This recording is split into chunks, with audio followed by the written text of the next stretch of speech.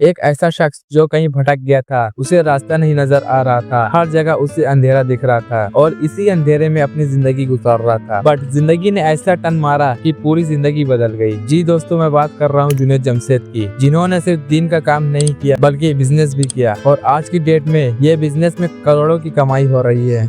जुनैद कराची में पैदा हुए और उनके वालिद का नाम जमशेद अकबर खान, जो कि नौशहरा के खट्टर पठान थे और पाकिस्तान के एयरफोर्स में ग्रुप कैप्टन थे और वालिदा लोहारू स्टेट की नवाब की पोती थी। यूँ तो जुनैद एक खाते पीते फैमिली में पैदा हुए, बट एक टाइम ऐसा आया कि जुनैद के पास सिर्फ 100 रुपए बचे थे और वो भी अपने वाइफ को दे दिए। जुनैद ग्रेजुएट होने के बाद अपने वालिद की तरह पाक एयरफोर्स में जाना चाहता था, लेकिन आंख की कमजोरी की वजह से ये सपना टूट गया।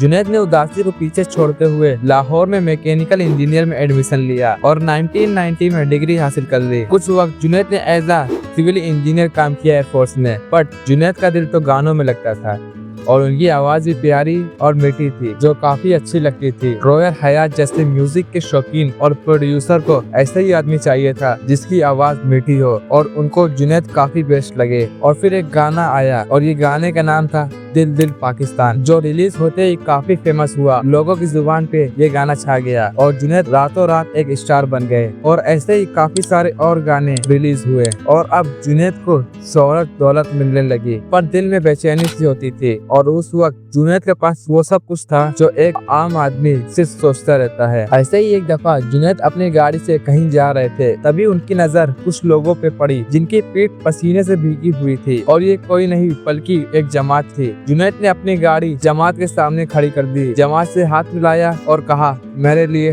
दुआ करना। जुनैद ने तो सिर्फ ऐसे ही कह दिया था, लेकिन आगे क्या होने वाला है ये तो मालूम। फिर दिन गुजरता गया। जैसे तैसे करके जुनैद की मुलाकात मौलाना तारिक जमील साहब से हुई। जुनैद ने अपनी जिंदगी को बदल लिया, सब कुछ छोड़ दिया और फिर माली हालात भी खराब हो गए और उस पॉइंट तक आ गए थे कि सिर्फ जुनैद के पास 100 रुपये बचे और वो भी अपने वाइफ को दे दिए थे। अब जुनैद खाली जेब हो गए। फिर जुनैद की मुलाकात सोहेल खान से हुई। फर्क सिर्फ इतना था कि सोहेल के पास पैसे थे और जुनैद के पास पैसे नहीं थे। सोहेल ने कहा कि बिजनेस करते हैं कपड़ों का और इसमें हम दोनों पार्टनर रहेंगे, 25 लाख आप लाए 25 लाख मैं ला। ये सुन के जुनैद शॉक हो गए, बट कॉन्फिडेंटली कहा ओके। फिर जुनैद ने जैसे तैसे करके 25 लाख जमा किए और दे दिए और अब इन पैसों से कपड़े खरीदे। जहाँ सारी दुनिया वेस्टर्न कल्चर के कपड़े खरीद रही थी, वहीं जुनैद ने सलवार कमीज बेचना शुरू किया और फिर इन कपड़ों को दे दिया पैटर्न बनवाने को। बट जब पैटर्न बन के आया, ये दोनों के होश उड़ गए क्योंकि सारे कपड़े के साइज छोटे कट गए और इन्हें लगा सारे पैसे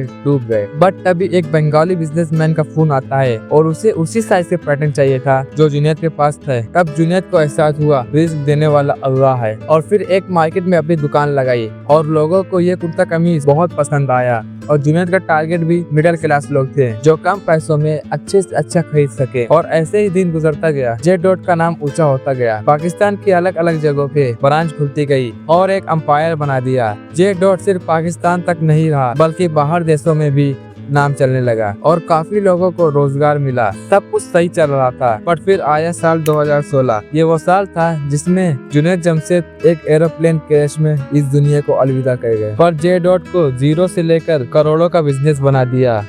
आपको ये वीडियो कैसे लगी कमेंट में लाजमी बताना। आप अपना ख्याल रखना, मैं चलता हूँ।